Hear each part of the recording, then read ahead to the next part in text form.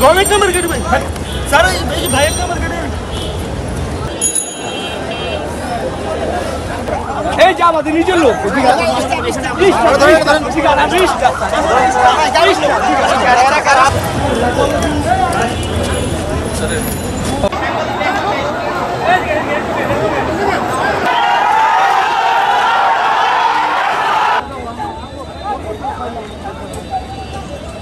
বলছি সবাই জনসাধারণ আপনাদের মনোযোগ আকর্ষণ করছি।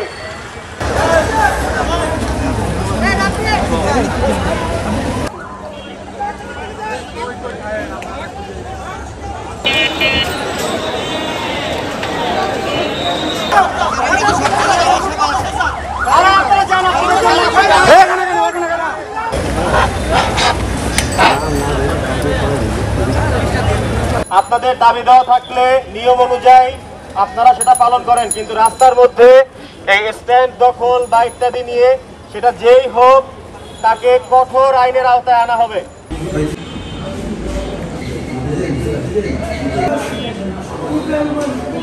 তারপর আমরা সাধারণ মালিকরা সবাই মিলেমিশে আমরা ব্যবসা করতেছি।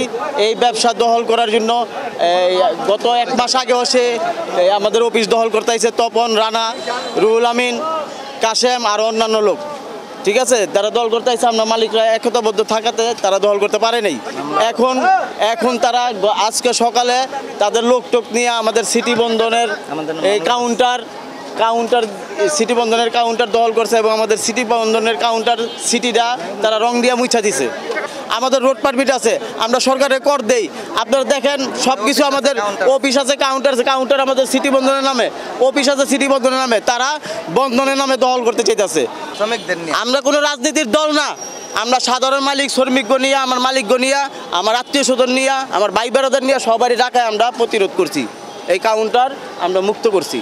চাই প্রশাসনের কাছে দৃষ্টি আকর্ষণ করছি আমাদের জন্য, আমরা সাধারণ মালিকের জন্য নিরাপত্তা দেয়, ব্যবসা জীবন সুন্দর মতন করতে পারি, এই দাবি আমাদের প্রশাসনের কাছে, আপনাদের কাছে। সুস্বাদু বাদাম, তিল আর স্বাস্থ্যকর গ্লুকোজ সব মিলিয়ে প্রাণ পিনাট বার, স্মার্ট কিছু খাও। আমরা সুষ্ঠুভাবে চাঁদাবিহীনভাবে যা পারি গাড়ি চালাইতেছিলাম, বুঝলেন। এর মধ্যে এখন তপন তো আমার ছোট ভাই, আমি মহল্লায় থাকা মিশনপাড়া বাড়ি, ছোট ভাই জোর করে অনেককে ফোন দিছে, আমারও ফোন দিচ্ছে, মহসিন ভাই আপনি আমার বড় ভাই আইসা আমার সই দেন। আমি ওটা পরে চিন্তা করা যাবে, আমি এই মুহূর্তে সই দেবো না, আমি অস্বীকার করছি। তার এখন ওরা আবার নতুন করে পুরনো ওই টাকার লোভটা পেয়ে যে আমাদের বিএনপি আসছি আমরা দখল করব।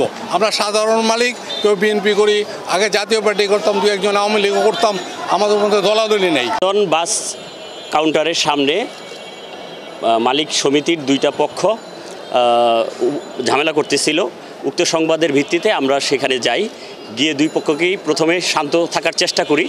তারপরে শান্ত না হলে আমরা যৌথ বাহিনীর সমন্বয়ে আমরা ওখানে ডিসপাস করি এবং শক্ত হাতে এটা দমন করি। আমরা 7-8 জনকে অ্যারেস্ট করেছি।